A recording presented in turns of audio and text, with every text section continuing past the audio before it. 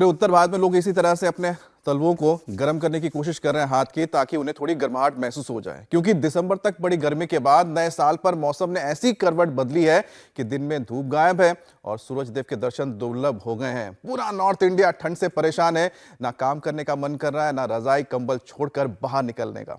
अमित, यहाँ स्टूडियो में अगर आपका ये हाल है तो जरा उन लोगों का सोचिए जो पहाड़ी इलाकों में रहते हैं। आप तो सर्द प्रदेश से होकर आए हैं, तवांग से। आपको तो पता ही है कि जम्मू कश्मीर के कई शहरों में भी तापमान -डिग्री में चला गया। करगिल में तो टेम्परेचर इस वक्त -17 तक पहुंच गया है। मीनाक्षी, श्रीनगर से लेकर माउंट आबू और माउंट आबू से लेकर उत्तराखंड तक नलों का पानी जमकर बर्फ बन गया है। बिल्कुल पूजा, ये तो मैंने खुद अपने आंखों के सामने देखा है कि किस तरह से झरने तक जम जाते हैं जब माइनस में टेम्परेचर जाता है। सर्दी का ये जो सितम है ये रुकने वाला नहीं है, क्योंकि मौसम विभाग के मुताबिक अगले 4 से 5 दिन धूप निकलने की कोई आसार नहीं है और कोहरे की सफेद चादर छाई रहेगी। अमित देखिए, कोहरे की चादर अब सफेद कहां रह गई है। पॉल्यूशन की वजह से इसका कलर बदल चुका है, ये ग्रे हो चुका है। हवा में जहरीला प्रदूषण इस कदर घुल गया है कि पता ही नहीं चलता कि हम कोहरे में सांस ले रहे हैं या फिर स्मॉग में। बिल्कुल मीनाक्षी, और ऐसे में इस वक्त लोगों को सर्दी और पोल्यूशन का डबल अटैक झेलना पड़ रहा है। ठंड की वजह से जहां खांसी, जुकाम, वायरल निमोनिया जैसी सीजनल बीमारी हमें पड़ रही हैं और घर घर की कहानी बन रही है, वहीं सांस के मरीजों की तकलीफें भी काफी ज्यादा बढ़ गई हैं। बिल्कुल, और रगों में खून जमा देने वाली सर्द हवा हड्डियों के लिए भी आफत बन रही है। आर्थराइटिस के मरीजों के घुटने जाम हो रहे हैं और जिनको कोई बीमारी नहीं है उन्हें भी जोड़ों का दर्द अब सता रहा है। ये बढ़ती सर्दी दिल के मरीजों के लिए भी बहुत खतरनाक है, क्योंकि ठंड में नसें सिकुड़ने के साथ ही सख्त हो जाती हैं, जिससे ब्लड सर्कुलेशन बनाए रखने के लिए दिल को ज्यादा मेहनत करनी पड़ती है। इसलिए इस मौसम में लापरवाही बिल्कुल भी ना बरतें। चेस्ट पेन, बेचैनी, कंधे में दर्द, सांस लेने में दिक्कत जैसी कोई भी परेशानी हो तो फौरन अलर्ट हो जाएं। वैसे सावधान तो पहले ही हो जाना चाहिए, ताकि ठंड से बचने के उपाय कर सके और बीमार पड़ने की नौबत बिल्कुल ना आए। और इसके लिए आपको कुछ नहीं करना है। कुछ नहीं, ऐसा नहीं मतलब कि आप अपने घर में बैठे रहें, कुछ तो करना है। लेकिन करना क्या है? सुबह 7:56 पर इंडिया टीवी ऑन करना है। योग गुरु स्वामी रामदेव के साथ हर दिन योग करना है, क्योंकि पिछले तकरीबन 3 साल से विश्व प्रसिद्ध योग गुरु स्वामी रामदेव इंडिया टीवी पर आपके पर्सनल ट्रेनर बने हुए हैं। और फिर क्या चाहिए जिंदगी में। स्वामी जी, बहुत बहुत स्वागत है आपका। स्वामी जी प्रणाम। बहुत बहुत प्रणाम मीनाक्षी जी, प्रिया जी और अमित भाई। आज नए अवतार में दिख रहे हैं। और देखो, हम आज पतंजलि विश्वविद्यालय का, ये देश का सबसे बड़ा ऑडिटोरियम है, और मेरे साथ आज हरियाणा के विद्यालय विभाग के शिक्षण के चेयरमैन वेद प्रकाश यादव जी भी हैं, शारदा जी हैं, कैरवी जी और एनपी सिंह साहब जो हमारे भारतीय शिक्षा बोर्ड के चेयरमैन हैं वो भी हैं, और बहुत सारे योगी हैं। और ये योगिक जोगिंग के 2 अभ्यास कम से कम कर ले, फिर सूर्य नमस्कार कर ले। मैं तो दंड बैठक लगा रहा था बहुत देर से, और जो एक बार सुबह उठ के योगिक जोगिंग के कम से कम 2 अभ्यास, थोड़ा ये सूर्य नमस्कार कर लेंगे, उनको ठंड नहीं लगेगी, उनको सर्दी में भी गर्मी का एहसास होगा भीतर से। और देखो, गर्माहट के लिए 5-7 चीजें बता देता हूं मैं।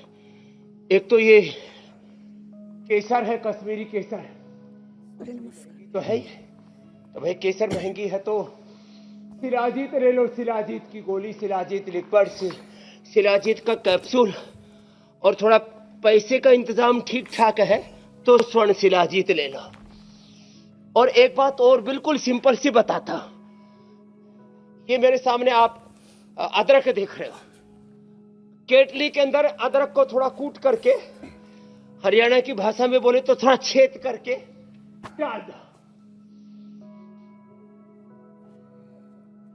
अदरक और तुलसी केटली में डाल दो, फिर पानी गर्म कर लो और उसको पी लो, अंदर से गर्माहट आ जाएगी। बहुत जरूरी है, अंदर की जो ठंड है ना, उससे लीवर पर, उससे पूरे पाचन तंत्र पर बुरा असर पड़ता है। पेनक्रियास सिकुड़ने लगता है, लीवर सिकुड़ने लगता है, किडनी सिकुड़ने लगती है, आंतें अंदर से सिकुड़ जाती है, ब्लड सर्कुलेशन करने वाली नस नाड़ियां सिकुड़ जाती है। इसलिए हार्ट के रोगियों के लिए, बीपी के रोगियों के लिए बड़ा खतरा रहता है। किसी को ब्रेन स्ट्रोक तो किसी को हार्ट अटैक आ सकता है। और सबसे ज्यादा लोग सुबह सुबह जो सोते हैं वो मरते हैं। इसलिए मैंने लोगों को मरने से बचा लिया, जगा दिया। उठो भाई, उठो। युग, नया योग का अब आ रहा है। ये योग का सूरज अपना उजाला फैला रहा है। मानव इससे अब देवता बना जा रहा है। जी तो ये नमस्कार 10 बार ऐसे कर लेना। किसी को तेजी से करना हो ना तो ये सुपर फास्ट है। अब स्वामी जी एक मंत्र तो हमने देखिए कार्यक्रम की शुरुआत में ही दे दिया कि आप वैसे भले ही पूरे दिन कुछ ना करें, लेकिन अगर सुबह सुबह इंडिया टीवी ऑन करके योग गुरु स्वामी रामदेव के साथ 40 मिनट तक योग अभ्यास अगर कर लेते हैं तो आपका जीवन सुधर सकता है और बदल सकता है। स्वामी जी नए साल से मौसम ने ऐसी करवट बदली है कि पूरा नॉर्थ इंडिया इस वक्त ठिठुर रहा है। शारदा जी भी बड़ी दंड बैठक लगा रही है। हाँ जी। अब स्वामी जी आप लगवा रहे हैं दंड बैठक तो सब कर रहे हैं। अच्छा स्वामी जी मैं कह रही थी कि खांसी, जुकाम, बुखार ये तो इतनी आम बात हो गई है, तकरीबन हर घर से या तो कोई खांसता हुआ या कोई स्नीज करता हुआ, कोई नाक साफ करता हुआ, ऐसे बहुत सारे लोगों को हम देख रहे हैं। तो आज सबसे पहले सर्दी भगाने के योगाभ्यास की जो आपने शुरुआत कर दी है, लेकिन इसके साथ साथ आयुर्वेदिक उपाय क्या अपनाने चाहिए? एक तो घर में लौंग होती है। देखो इधर लौंग रखी है, काली मिर्च रखी है, मुलैठी रखी है, दालचीनी रखी है। ये दिखा दो बेटा। ये लौंग, ये काली मिर्च सबको पता है, ये मुलैठी, ये दालचीनी। थोड़ा इसमें साथ में मुनक्का और ये खजूर मुंह में डाल ले। मिश्री की जरूरत ही नहीं, मिश्री ठंडी होती है। तो काली मिर्च, लौंग, थोड़ा सेक ले लौंग को। ये दालचीनी, मुलैठी ये सबके घरों में होती है। और मुनक्का और ये खजूर तो हमने पूरे देश को उपलब्ध करवा दिया है। काली द्राक्ष भी और लाल वाली द्राक्ष भी। और इसको मुंह में डाल के चूस ले, एकदम से सर्दी भाग जाएगी। अभी मैं थोड़ी देर पहले कह रहा था, ये तुलसी और ये अदरक, इसको थोड़ा हल्का सा कूट करके, छेद करके और केतली में डाल दे। थोड़ा पूरा इसकी लुगदी नहीं बनानी है, पेस्ट नहीं बनाना है, हल्का सा आघात करना है, चोट करनी है। और ये थोड़ा सा दब जाएगी और इसका पानी पी ले, तुलसी का और अदरक का। इसमें थोड़ा ऐसे हल्दी भी डाल सकते हैं, हल्की सी कूट करके। और इस जिनको रेडीमेड चाहिए तो शिला तुलसी ले ले, शिलाजीत ले ले। ये कंठामृत और ये ब्रोनकोम, ये बड़े जबरदस्त है चूसने के लिए। इसको चूस ले, कफ कोल्ड एकदम ठीक हो जाता है। थोड़ा सा सुबह उठ करके एक दौड़ लगा ले। मैं कहता हूँ सुबह जागो और भागो, जो भागेगा नहीं वो अभागा रहेगा। बड़ा जबरदस्त इसका लाभ होता है। खदरादिवटी, लवंगादिवटी हमारे यहाँ ट्रेडिशनल रूप से चूसी जाती है कफ कोल्ड के लिए। और ये जो ये स्वासारी प्रवाही है ना, ये बड़ी जबरदस्त है। इसको गर्म पानी में डाल करके 2 चम्मच पी ले। और ये भुजंगासन ऐसे कर ले। ये तो मैंने सिंपल वाला बताया, भुजंगासन ऐसे वाला, ऐसे और ऐसे। जिनमें थोड़ा दमखम है ना वो ऐसे कर ले, ऐसे ऐसे। और फिर और ही ज्यादा दमखम वाले अमित तो है ही हमारे पास स्वामी जी, आज लगवा लीजिए इनसे भी सारे दंड। हाँ दमखम वाले। फिर ये ऐसे, ये ऐसे ऐसे ऐसे। मैं तो ऐसे 25-50 बार कर लेता हूँ, पसीना आ जाता है। आज तो करके बैठा हुआ। फिर ये देखो एक बहुत अच्छा है। अदरक को ना लोगों के मुंह में बहुत लगती है, तो हमने अदरक की भी कैंडी बना दी है। जैसे हम बेल की, आंवले की कैंडी बनाई ना, तो ये अदरक की कैंडी है। इसको से मुंह में डाल ले और इसको थोड़ा थोड़ा चूसते रहे। अब ये अदरक की कैंडी। खैर, खाली पेट स्वासारी बटी या स्वासारी गोल्ड, और खाने के बाद ये कर्क्यूमिन गोल्ड, ये बड़े जबरदस्त है।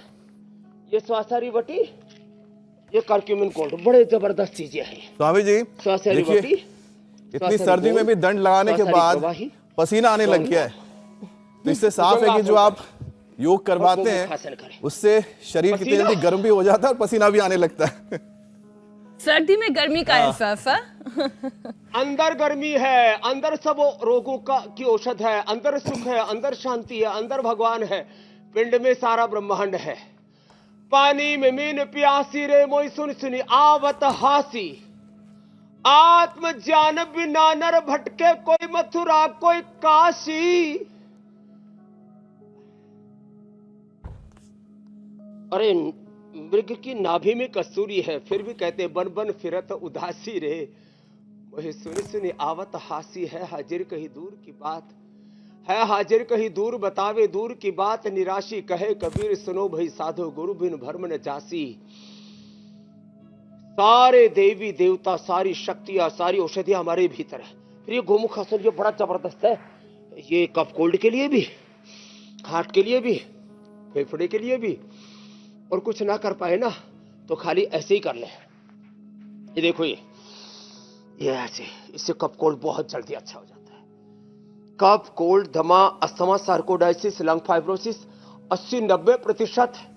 मीनाक्षी बहन, अमित भाई, जिनके फेफड़े खराब हो गए थे उनको हमने दूध में हल्दी, शिलाजीत, च्यवनप्राश पिला करके, दूध में हल्दी, च्यवनप्राश और उसमें थोड़ा शिलाजीत का ही लिक्विड और डाल देते हैं, और ये सब उसका स्वाद इतना जबरदस्त हो जाता है। थोड़ा शुगर नहीं है तो खजूर और डाल दो, खजूर बड़ा जबरदस्त होता है, उससे ताकत भी पूरी आती है। ऐसे और ऐसे देखो कितना आसान है। एक सामान्य व्यक्ति का करीब 20-25% ही फेफड़ा काम करता है, क्योंकि हम पूरा श्वास ले ही नहीं पाते, 1/4 श्वास लेते हैं। अब एक सेकंड में, एक श्वास नहीं, एक सेकंड में हम 2 श्वास लेते हैं। कोई 1 मिनट में, अब मैं 1 मिनट में 1 या 2 श्वास लेता हूं, ध्यान करता हूं तो 1 या 2 श्वास चलते हैं। सामान्य रूप से मेरे 4 श्वास चलते हैं। जब मैं थोड़ा चलता फिरता हूं तो मेरे 8 श्वास चलते हैं। लोगों के 1 मिनट में 16 श्वास, सांस अंदर जाता ही नहीं। और हमारा श्वास कैसे चलता है, देखो ऐसे।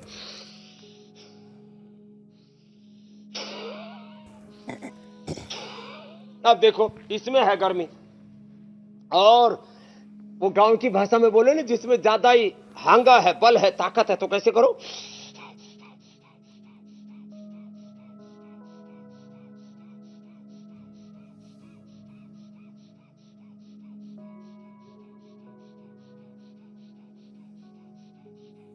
ये तो सुपर फास्ट हो गया, ऐसे ही करने। हमारे वेद प्रकाश जी भी करीब 2 दशक पहले मुझसे सीखे थे, जो आज हरियाणा से स्पेशली आए वेद प्रकाश यादव जी, चेयरमैन है हमारे हरियाणा विद्यालय शिक्षण विभाग के, और आज एक बड़ी सौगात देने आए। और एक बार अभिनंदन है पूरे पतंजलि योगपीठ परिवार की ओर से आपका। स्वामी जी कुछ और विषयों को शामिल कर लेते हैं। शिक्षा में लागू हो जी, योग ही नहीं, जरूर जरूर वेद, अध्यात्म और ये संस्कृति जो हम इंडिया टीवी पर सिखा रहे हैं, शिक्षा में, चिकित्सा में, समाज जीवन में, हर जगह योग अध्यात्म हो। कुछ कह रहे थे आप मीनाक्षी जी, फिर इसको आज अंतिम पड़ाव में ये एक बड़ा गंभीर और बहुत ही महत्वपूर्ण विषय उसको सम्मिलित करें। बिल्कुल बिल्कुल स्वामी जी, हम मौसम की बात कर रहे हैं, और इस मौसम में जो सबसे बड़ा डर हेल्थ एक्सपर्ट्स को भी सताता है वो है निमोनिया। और निमोनिया की परेशानी और बच्चों में और बुजुर्गों में सबसे ज्यादा दिखाई देती है। एक नई स्टडी के मुताबिक इस बार निमोनिया बिना फीवर के भी आ रहा है, और ऐसे में शुरुआती स्टेज पर यह पहचाना ही नहीं जा सकता कि ये निमोनिया है या फिर कोई और परेशानी, क्योंकि फीवर तो आया नहीं। इसलिए स्वामी जी, घातक बीमारी से बचने के लिए कैसे हम इलाज करें? बच्चों को हो यदि निमोनिया, तो शिला तुलसी ये 3 से 5 ड्रॉप 2 साल के बच्चों को पिला सकते हैं। जो 5 साल के बच्चे उनको 5 से 10 ड्रॉप पिला सकते हैं। सुबह, दोपहर, शाम ये शिला तुलसी उनको पिलाएं, सिंपल पानी में डाल करके। स्वासारी 1 चम्मच गुनगुने पानी में डाल करके पिला दें। ये जो स्वासारी गोल्ड है ना, छोटे बच्चों को 1-1, बड़ों को 2-2 शहद से देने से निमोनिया ठीक हो जाता है। त्रिकुटा, सौंठ, पीपल, काली मिर्च, सीतोपलादी या स्वासारी पाउडर, उसको 20 ग्राम ले लें। 5 ग्राम भस्म उसमें मिला दें और 5 ग्राम स्वर्ण वसंत मालती। 5 दिन में, 3 से 5 दिन में निमोनिया पूरा ठीक, पहली डोज में आराम। ये है आयुर्वेद का चमत्कार आविष्कार। प्राणायाम आराम आराम से कर ले। छाती पर ये जो पतंजलि बाम है ना, इसको लपेट ले। और ये जो दिव्य धारा है, ये रोल में भी आती है और ऐसे शीशी में भी हम देते हैं। इसको सूंघ ले। इसको ऐसे ही कोई कपड़े के ऊपर ऐसे थोड़ा सा लगा ले और फिर इसको ऐसे सूंघ ले, या ऐसे ही डायरेक्ट सूंघ ले। ये इनहेलर का काम करती है, ये आयुर्वेदिक इनहेलर है दिव्य धारा। और खाने में खट्टी और ठंडी चीजें ना खाएं, बस इतना सा ध्यान रखें।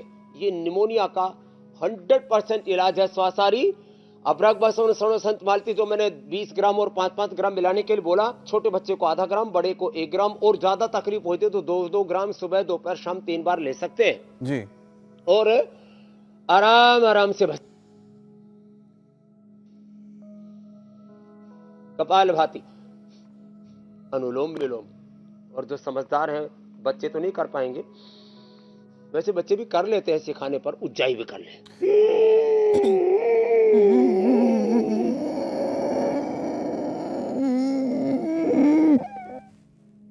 भर के होल्ड करके आधा मिनट रोक के रखें। निमोनिया की स्थिति में, कफ कोल्ड की स्थिति में ज्यादा रेस्पिरेटरी सिस्टम कमजोर हो गया तो आधा मिनट ही कर पाए तो कोई बात नहीं, मैं तो 2 मिनट तक ऐसे कर लेता हूं। एक खास बात बताना चाहता हूं, कोई भी कफ कोल्ड, सर्दी जुकाम, निमोनिया, अस्थमा, सार्कोडाइसिस, लंग फाइब्रोसिस के लिए दवाई लेते हैं ना, तो बोले शिलाजीत भी गर्म पड़ती है, ये स्वासारी भी थोड़ी गर्म पड़ जाती है किसी को, स्वासारी गोल्ड तो और ज्यादा थोड़ी गर्म पड़ जाती है। ये ब्रोनकोम कतई गर्म नहीं पड़ती, और इसको चूसने से तो बिल्कुल भी गर्म नहीं पड़ती। तो जिनको कफ रोग है और पित्त भी बढ़ जाता है दवाई खाते ही, उनके लिए ब्रोनकोम सर्वश्रेष्ठ है। और थोड़ा ये गले का पॉइंट भी दबा ले तो जो गले में इरिटेशन होता है उससे मुक्ति मिल जाएगी। तो ये इतने उपाय बता दिए। स्वामी जी, योगाभ्यास में अभी हम बता रहे थे, एक तो ये अभ्यास करें, एक ये करें, और जो कर सकते हैं उष्टासन कर लीजिए मेरे भाई अमित। जी स्वामी जी, क्योंकि हम जिक्र कर रहे हैं कि किस तरह से लंग्स के इश्यूज पैदा हो रहे हैं या निमोनिया का जिक्र कर रहे हैं, क्योंकि इस वक्त दिल्ली एनसीआर में कोहरे की चादर में पूरा शहर लिपटा हुआ है। पॉल्यूशन ने कोहरे की सफेद चादर को मैला कर दिया है और पता ही नहीं चलता है कि ये कोहरा है, इसमें सांस लोग ले रहे हैं, ये सचमुच हवा जो है स्मॉग है, धुआं है या ऑक्सीजन है। इससे सांस की जो परेशानी कई गुना बढ़ गई है, खासतौर पे अस्थमा के मरीजों के लिए। तो सर्दी के साथ पॉल्यूशन के अटैक का जो ये सामना है, इसको कैसे हम कर सकते हैं, और सांस के मरीज खासतौर पे जिनको ब्रीदिंग इश्यूज है, वो क्या एहतियात बरतें स्वामी जी? तो देखो, सिंपल ताड़ासन जो मेरे साथ सभी कर रहे हैं, और नटराज आसन, ध्वजासन जो है, हमारी एक बड़ी योगिनी आ गई है, बच्चे जैसी है वैसे तो आरती जी, तो जो कर सके वो कठिन भी कर ले, ध्वजासन कर ले और नटराज आसन कर ले, और ये तो और कठिन कठिन। तो जिनको कठिन सीखना हो, कुछ बच्चों को देख करके ऐसे सोचते हैं तो बच्चे ही कर पाएंगे। अब देखो, ये बड़ी बच्ची है हमारी आरती, ये हमारी प्रोफेसर है, और ऐसे अपने बच्चों को प्रेरणा दें कि जैसे पतंजलि यूनिवर्सिटी के आज ऑडिटोरियम में कर रहे हैं, और यहाँ सब बच्चे, और अब तो मीनाक्षी जी, ज्योत्सना जी, प्रिया जी, पूजा जी, इतनी बड़ी बड़ी योगिनियां हो गई है हमारी। और ऐसे ही पूरा देश अपने आप को साधे, जो अधिक न कर सके ताड़ासन तिर्यक ताड़ासन करे, और बस एहतियात ये बरते, अपने सामर्थ्य के अनुसार, अपने सामर्थ्य के अनुसार योग करते रहे। अब कोशिश की जी ने तो अब 2 ही महीने हुए हैं, मां बनी है, और अपने आप को पूरा संभाल लिया अभी वो भी नटराज आसन अच्छे से करने लग गई वापस। क्या बात है। प्रिया पूजा जी को भी और ट्रेनिंग दे देना, मीनाक्षी जी। रोज रोज अभ्यास तो करते करते स्वामी जी ये भी अच्छे करने लगे। थोड़ा सा ये कठिन आसन करने में संतुलन, अब थोड़ा थोड़ा अभ्यास। योग के 2 ही साधन बताए, अभ्यास और वैराग्य। अभ्यास तो मैंने जो करना है, चलो अब ये तो भूनमन आसन कर रही है, इतना ना कर सके तो अपने चलो मंडूक आसन कर लो, पवन मुक्त आसन कर लो। अभ्यास मैंने जो करना है, और वैराग्य जिससे बचना है, बस यही जीवन है। जो करना है वो किसी भी कीमत पर करना, उसमें 100% दृढ़ता, प्रतिबद्धता, विकल्प रहित संकल्प। और जिससे बचना है उससे बचना है। ओम विश्वानि देव सवितर दुरितानि परासो यद भद्रम तन्नास। तो मंडूकासन कर ले, वज्रासन में बैठ के योग मुद्रासन कर ले, पवन मुक्तासन, ये उत्तान पादासन, जितना थोड़ा थोड़ा बन पाए। हम कहते हैं रोज 5 से 10 अभ्यास आप कर लीजिए, थोड़े थोड़ा 10-20 सेकंड से प्रारंभ करके एक एक आसन को ऐसे 10-10 मिनट तक किया जा सकता है। अपने अपने सामर्थ्य के अनुरूप करें। अभी थोड़ी देर पहले हम उष्ट्रासन कर रहे थे, अब ये तो पूर्ण उष्ट्रासन भी कर लेते हैं। यही नहीं, हमारे पतंजलि विश्वविद्यालय के बालकों को हमने ऐसे ही प्रशिक्षित किया है कि सब ऐसे ही करो। अब देखो, देखने में ऐसा लगता है कि ये आंखों के लिए, बालों के लिए होगा, वैसे भी मैं एंटी एजिंग के तौर पर इसको बताता हूं। सर्वांगासन ये हार्ट के लिए और लंग के लिए, रेस्पिरेटरी सिस्टम के लिए बहुत ही जरूरी है। अब देखिए ना स्वामी जी, आपने आंखों का जिक्र कर दिया है और हमने एक बड़ी जानकारी भी दर्शकों को दी थी कि जिनकी आंखें इस बात का इंतजार कर रही हैं, जिनका दिल इस बात का इंतजार कर रहा है कि कब आपकी अदालत का नया शो आएगा, तो वो तारीख भी 7 तारीख बस कुछ ही दिन दूर है, ज्यादा इंतजार नहीं करना है। और स्वामी जी, अब बस कल तक की ही बात है, तो एक इंपॉर्टेंट अपडेट भी दर्शकों को देना जरूरी हो जाता है कि राहुल गांधी अपनी भारत जोड़ो यात्रा में बार बार जिन अडानी का जिक्र करते हैं और जिनका नाम लेना वो कभी नहीं भूलते, उन्हीं अडानी को रजत जी अपने सवालों के घेरे में अदालत के कटघरे में लाए हैं। कांग्रेस के बड़े बड़े नेता कहते हैं कि जनता बेहाल है और अडानी मालामाल है। राहुल ने अडानी के बैंक लोन पर भी सवाल उठाए। 8 साल से राहुल अडानी पर इल्जाम लगा रहे हैं, लेकिन गौतम अडानी कभी रिएक्ट नहीं करते। राहुल गांधी के किसी आरोप का वो जवाब नहीं देते, लेकिन आपकी अदालत में गौतम अडानी ने हर सवाल का जवाब दिया है और इसकी एक झलक हम दर्शकों को दिखाते हैं।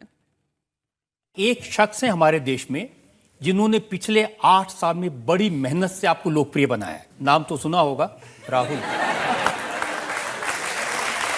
राहुल जी, आप कभी राहुल गांधी के बारे में ज्यादा बोलते नहीं, आज मौका है, कुछ कहना चाहते हैं, कह दीजिए।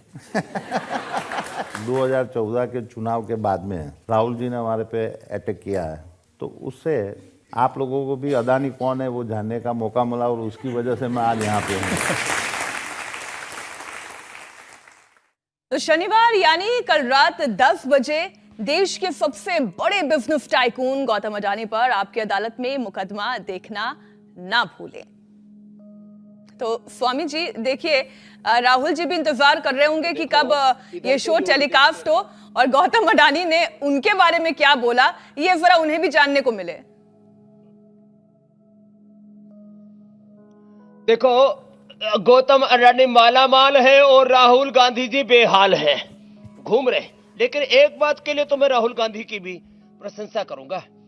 वो गांव के लोग कहते भैया लड़का मेहनत बहुत कर रहा है, तो उन्होंने अपनी छवि को चेंज किया। उनको लोग पता नहीं क्या क्या बोलते थे, सुबह सुबह बोलना अच्छा नहीं, लेकिन देखो पुरुषार्थ तो कर रहे हैं वो।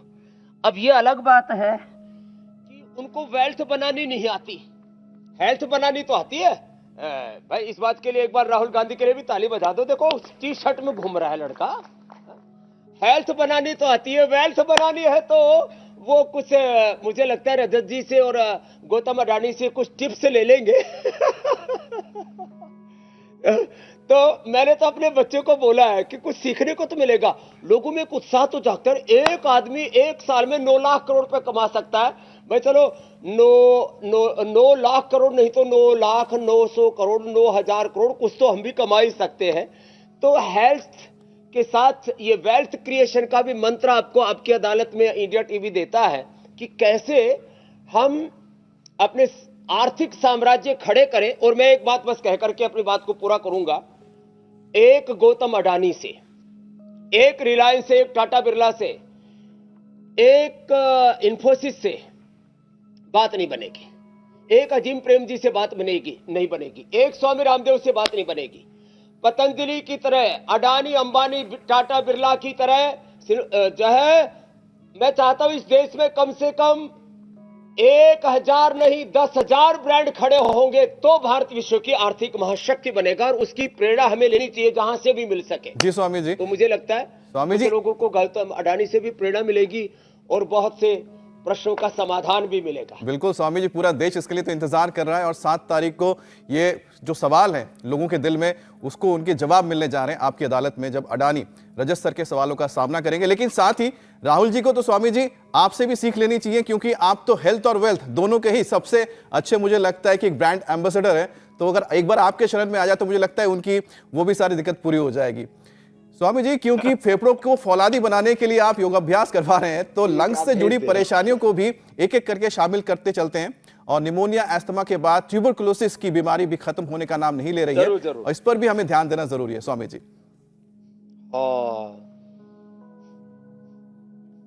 देखो, ट्यूबरकुलोसिस के लिए अमित भाई सुबह उठ करके गोधन अर्क पिए, और उसके साथ ही करक्यूमिन गोल्ड, इसकी 2-2 गोली खा ले, सुबह दोपहर शाम। सुबह तो गोधन अर्क के साथ ले, दोपहर शाम इसकी स्वासारी क्वाथ का काढ़ा बना करके या मुलेठी क्वाथ के साथ ले, यदि फेफड़ों में ये परेशानी है।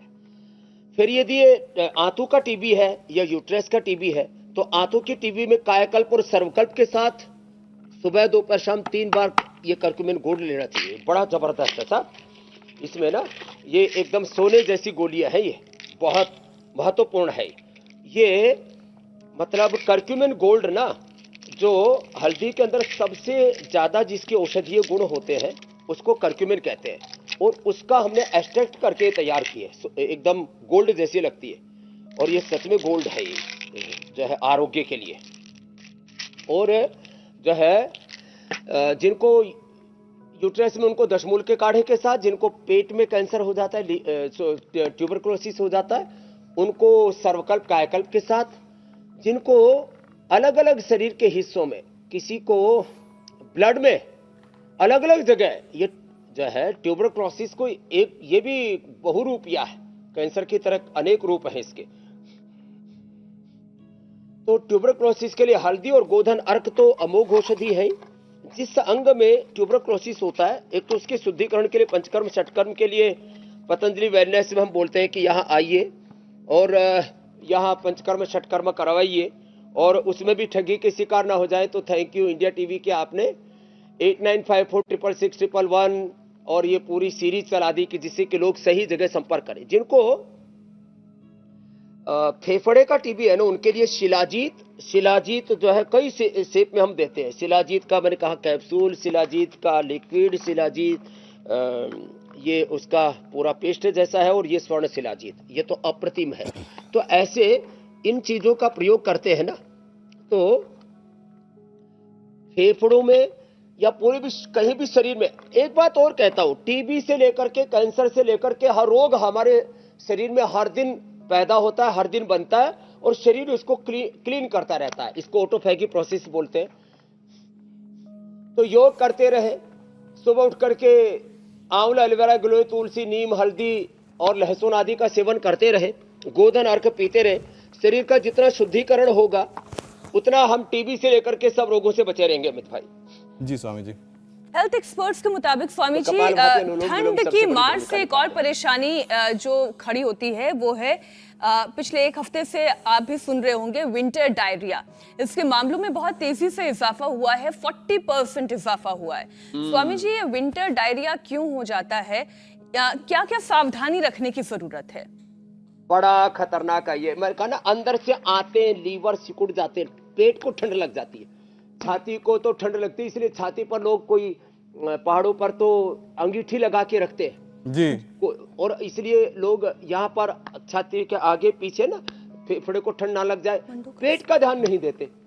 और खास करके बच्चे ऐसे उघाड़े घूमते रहते हैं, और महिलाएं कई बार शादी में, विवाह में, पार्टी में फैशन के चक्कर में साड़ी पहन करके उघाड़ी घूमती रहती है। गांव का शब्द है ये। और पेट में ठंड लग जाती है, तो उसके लिए क्या करें? कुटजारिष्ट 4-4 चम्मच, कुटज घनवटी। और ये पॉइंट दवाई देखो, ये बड़ा जबरदस्त है।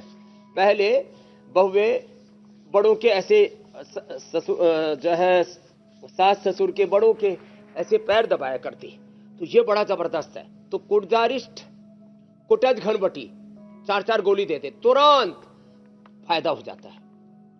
दही और इसबगोल, उससे फायदा हो जाता है। अनार, दही, इसबगोल, अनार तीनों मिलाकर के खा ले, पेट एकदम से, जिनको लूज मोशन लग, ये जो एलोपैथी की दवाई देते हैं फिर उससे पेट इतना गुम हो जाता है, खराब हो जाता है एक तरह से पूरा। जो पेट का जो नैसर्गिक जो उसका प्रवाह वो उससे बाधित होता है। इसलिए जिनको भी ये पेचिस दस्त लगते हैं, कुटजारिश, कुटज, घनवटी और भूख नहीं लग रही, चित्रगादी वटी भी ले सकते हैं। तो ये पेट के डायरिया वाली प्रॉब्लम कतई नहीं होगी मीनाक्षी जी, बड़ा जबरदस्त उपाय है। जी स्वामी जी। स्वामी जी, ठंड होने पर नसें सिकुड़ने लगती हैं और सख्त हो जाती हैं, जिससे ब्लड सप्लाई पर भी असर पड़ने लगता है। फिर ब्लड सर्कुलेशन नॉर्मल रखने के लिए हार्ट को ज्यादा मेहनत करनी पड़ती है। तो ऐसे में दिल कमजोर ना पड़ जाए, उसके लिए भी क्या ब्लड उपाय है? सर्कुलेशन नॉर्मल रखने के लिए जी मैं 5-7 उपाय बता देता हूं। एक तो दूध में हल्दी शिलाजीत ले। दूसरा है एक न्यूरोग्रिट औषधि है, न्यूरोग्रिट और ये अश्वशिला, ये बड़े जबरदस्त है। अश्वगंधा, अश्वशिला, न्यूरोग्रिट, ये नस नाड़ियों के लिए बड़ी जबरदस्त है। गाय का घी खाए, गरम गरम दूध में हल्दी मिला के, और थोड़े पैसे का प्रबंध है, जुगाड़ है थोड़ा ठीक ठाक सा, तो ये पतंजलि केसर ले ले, इसको भी डाले, केसर, हल्दी, इसको डाल करके और दूध में और शिलाजीत डाल करके पी लिया, और गाय का घी 1 चम्मच डाल करके पी ले, सब नस नाड़ियां ठीक हो जाती है। एलोवेरा, गिलोय और मोरिंगा, ये अप्रतिम है। किसी को बाइटे आते हैं, किसी को क्रैम्प्स आते हैं। अब नस नाड़ियां जिनकी ढीली हो रखी हो, कहाँ ये बच्चों जैसा ये कर पाएंगे। बहुत ही ऐसे शानदार आसन। तरीके से कर रही है अब फ्लेक्सिबिलिटी। ये तो हाँ, एक बार जोरदार ताली बजा दो भारती जी के लिए। और ये दूसरी बेटियां भी इधर सेम, और ये बच्चे भी हमारे बड़े योगी है। हाँ, सब ऐसे। तो ये प्रेरणा है। नस नाड़ियों के दर्द के लिए थोड़ा सूक्ष्म व्यायाम कर ले, नहीं तो अश्वगंधा, शतावर, सफेद मुसरी का चूर्ण खा ले। छोटे छोटे उपाय है। सुबह सुबह दौड़ लगा ले, और चलो बैठो, अब ऐसे हिला लो। चलो बेटा, बहुत किया। आज तो हमने इनको अचानक ही कहा कि हम विश्वविद्यालय में आ रहे हैं, अपने 2-4 बच्चे ले आओ, चलो ऐसे कर लो। ये हल्के हल्के अभ्यास है, और देखो पेट कितना हल्का हो जाता है। अब बहुत से लोग तो किसी के आंखों के, किसी के बालों के, गालों के दीवाने, मेरे पेट के दीवाने हैं करोड़ों लोग। भगवान जी हमको स्वामी रामदेव जी जैसा पेट दीजिए।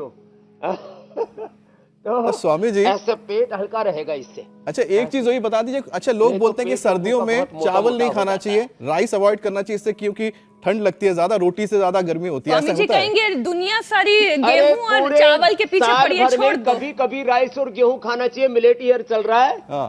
छोड़ो चावल और गेहूं, अब मिलेट्स खाओ। अब आप नस नाड़ियों का पूछ रहे थे ना जी, उसमें हम लोग अश्वगंधा, अश्वशिला, त्रयोदशा गुग्गुल, सिबकथोन, ओमेगा, बहुत कुछ देते हैं उसमें, Nutrela, daily active, daily energy. लेकिन एक बात बताता हूं आपको, रागी की रोटी खाओ, बाजरे की रोटी खाओ, और चौलाई की रोटी खाओ, और मकई की रोटी खाओ, और इनको मिक्स करके खा लो तो और अच्छा। ये हमारे एनपी सिंह साहब ने जब से हमने बताया, तब से गेहूं और चावल खाना ही छोड़ दिया। ये मिलेट्स खाते हैं, और पूरा देश अब तो मिलेट ईयर मना रहा है। तो हम अच्छी अच्छी चीजों को खाएं पिए ना। ये एक ही चीज पर क्यों हमने घोट रखा है। गेहूं और अनाज के दुश्मन बन गए हम, जैसे उनसे कोई बैर साध रहे हो। भाई थोड़ा थोड़ा बाकी भी अनाज अब खा थोड़ा लो। मिलेट के दुश्मन बन जाना चाहिए। मिलेट्स बहुत स्वामी अच्छे जी। रहते हैं नस नाड़ियों स्वामी के जी, लिए भी। सवालों का और ये सिलसिला भी शुरू कर लेते चावल हैं। और गेहूं की प्रकृति ठंडी होती है, उनको सर्दियों में तो खाना नहीं चाहिए। हमने एक बार भी रोटी नहीं खाई सर्दी के अंदर जी। इसकी गेहूं की। और चावल तो शायद हम 25 साल की उम्र तक के हो गए होंगे, 25-30 साल की उम्र में 25-30 बार ही खाया होगा। बाजरे की रोटी खाई है, बच्चों जैसा शरीर है, दूध, दही, छाछ, घी, ये खाया है। जी मेरे भाई। जी स्वामी जी, सवालों का सिलसिला शुरू करते हैं। लोगों ने सवाल भेज रखे अपने। निधि राय का सवाल है पहला। उनके चाचा के लंग्स में पानी भर गया है और किडनी में इन्फेक्शन हो गया है, डॉक्टर डायलिसिस के लिए बोल रहे हैं, तो स्वामी जी क्या उपाय करें? अर्थमत सिंद्रा से देखो, डायलिसिस कराने की जरूरत नहीं है। पहले निधि जी जो है, आप जो मैं उपाय बता रहा हूं उसको कर लीजिए। किडनी में इन्फेक्शन होने से लंग में पानी ऐसे ही भर जाता है, तो उसके लिए पुनर्नवा और गोखरू पिला दे। पुनर्नवा गोखरू का पानी पीने से जब शरीर से पानी बाहर निकल जाता है, नमक बंद कर दे, नमक से वाटर रिटेंशन होता है। और खाली पेट रीनोग्रिट, ट्राइघनवटी और पुनर्नवादी मंडोर 1-1 गोली खाने के बाद, चंद्रप्रभावटी 1-1 गोली यही दे। और थोड़ा लंग में जो पानी भर गया उसके लिए ये शिला तुलसी का थोड़ा प्रयोग कर ले और ब्रोनकोम या स्वासारी का प्रयोग कर ले 1-1। बस लंग का पानी भी सूख जाएगा और आराम आराम से प्राणायाम कर ले। धीरे धीरे क्रिएटिनिन लेवल नॉर्मल आ जाएगा और अपने आप ही किडनी पानी को वॉश आउट करके शरीर से बाहर निकाल लेगी। किडनी के हेल्थ के लिए वाटर थेरेपी, बर्ड थेरेपी भी बड़ी अच्छी होती है। डाइट में जौ का ही प्रयोग करें, उनको गेहूं चावल तो खाना ही नहीं है, जौ का ही प्रयोग करें। छोटे छोटे उपाय, जौ, गोखरू, कुलथ, ये किडनी को क्लीन करने में सबसे बड़ी भूमिका निभाते हैं। अगला प्रश्न आप ले लीजिए और ये पॉइंट दबाएं किडनी के लिए। हमने डायलिसिस से लाखों करोड़ों लोगों को बचा दिया किडनी फेलियर से। स्वामी जी, अगला प्रश्न हर्ष का है। हर्ष अग्रवाल बोल रहे हैं, उनकी उम्र 17 साल है, उन्हें हार्मोनल इम्बैलेंस की प्रॉब्लम है और हाइट नहीं बढ़ पा रही है। तो उम्र 17 साल है और अपनी हाइट बढ़ाना चाहते हैं, हार्मोनल इम्बैलेंस को दूर करना चाहते हैं, इन्हें क्या उपाय करने चाहिए? सूर्य नमस्कार करो बच्चों। देखो, हर्ष के लिए एक तो सूर्य नमस्कार करें। ये सूर्य नमस्कार ना सबके लिए बहुत जरूरी है जिनको हाइट बढ़ानी है।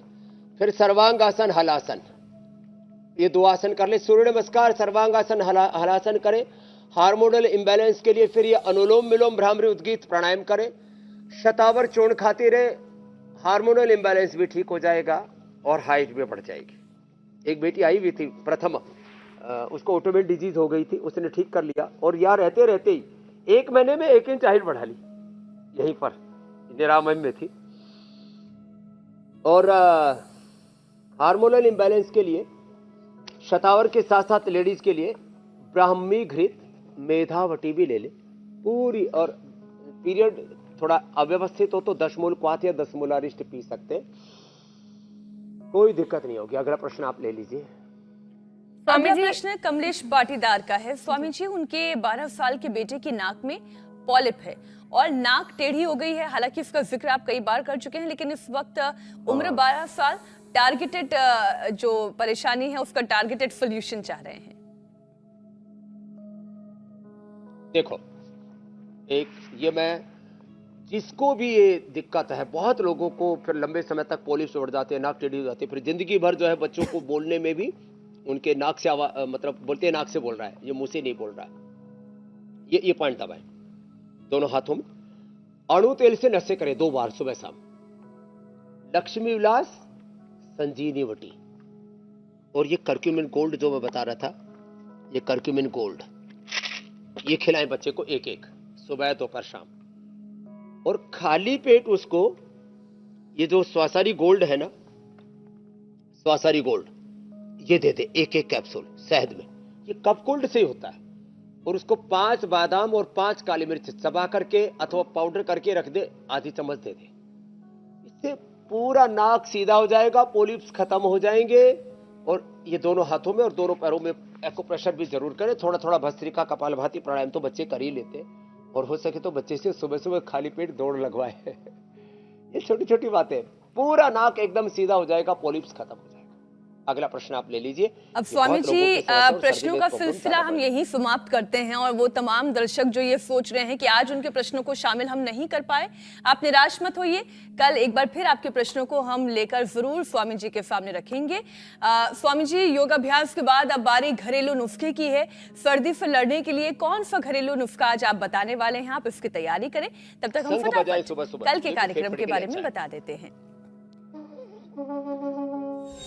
सर्दी में एसिडिटी, गैस की टेंशन, कब्ज से पेट में दस्त परेशानियां, पाइल्स, कोलाइटिस, अल्सर कैसे दूर करें आंतों की सूजन, स्वामी रामदेव के साथ यौगिक सेशन दूर करेगा खराब पाचन की टेंशन। तो कल सुबह 7:56 पर हमारे साथ जुड़ना बिल्कुल ना भूलें। अगर आपका पेट हेल्दी रहेगा तो आप हेल्दी रहेंगे, खुशियां खूब सारी होंगी। इसलिए कल पेट की टेंशन को दूर करेंगे योग गुरु स्वामी रामदेव।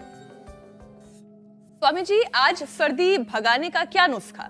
तो देखो मीनाक्षी जी, तो दूध में एक तो हल्दी, मैंने कहा केसर का सामर्थ्य तो सबका नहीं है, लेकिन ये हल्दी सब ले सकते हैं और ये अप्रतिम। देखो नहीं तो अकेला दूध से ना कफ बढ़ता है, ये बता भी देता हूं मैं आपको। अकेला दूध ना पिए कफ कोल्ड वाले, वो दूध में हल्दी डाल दे जैसे मैंने अभी डाली, और किसी के पास मैंने कहा थोड़ा पैसे का प्रबंध है, थोड़ी सेविंग करे, इधर उधर शॉपिंग ना करे ज्यादा, और केसर डाल करके पी ले। और इसमें जब खजूर डाल देते हैं ना तो फिर अप्रतिम लाभ होता है।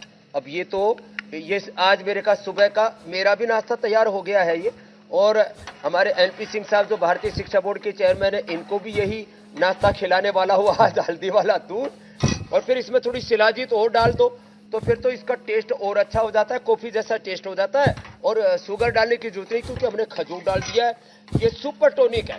और कोई इसमें थोड़ा अश्वगंधा, शतावर, सफेद मूंगफली और डाल दे तो इससे तो अत्यंत बल बढ़ जाएगा और किसी तरह से कोई शरीर में कमजोरी नहीं रहेगी। अब ये पानी के अंदर नींबू डाल दिया गर्म पानी में, और इसी में थोड़ी सी इलायची डाल करके और ये पी ले पानी, ये तो परम औषधि है। और आज जो मैं कह रहा था, आज लोगों को एक सौगात देने वाले हैं हमारे आदरणीय वेद प्रकाश जी, शारदा जी आइए, सिंह साहब इधर आ जाइए। एक सौगात ये दे रहे हैं भारतीय शिक्षा बोर्ड, माने अब 1835 में जो मैकाले ने भारतीय शिक्षा परंपरा को ध्वस्त किया था, पाप किया था, अब उस पाप को साफ कर रहे हैं। और यूपी के बाद उत्तराखंड, गोवा के बाद हरियाणा ने भारतीय शिक्षा बोर्ड को विधिवत मान्यता दी है, और स्टेट बोर्ड और सेंट्रल बोर्ड इंटरनेशनल बोर्ड की तरह ये कार्य करेगा। और अब शिक्षा में भी योग सम्मिलित होगा, और शिक्षा से संस्कारों के द्वारा चरित्रमान राष्ट्र निर्माण का एक नया इतिहास गढ़ा जाएगा। वेद प्रकाश जी, आपको भी याद किया जाएगा इसके लिए। आज ये बोले मुझे सुबह सुबह जाकर के ये सेवा करनी है। शारदा जी है, हमारे एनपी सिंह साहब है, बहुत बहुत प्रणाम। अब ये योग के साथ शिक्षा का भी नूतन अभियान, शिक्षा की गुलामी और चिकित्सा की गुलामी से भारत को मुक्ति मिलेगी। बिल्कुल स्वामी जी, बहुत बहुत शुभकामनाएं आप सभी को। प्रणाम स्वामी जी। इंडिया टीवी हर वक्त हर जगह डाउनलोड करने के लिए सर्च करें India TV news Google play store या ऐप स्टोर पर।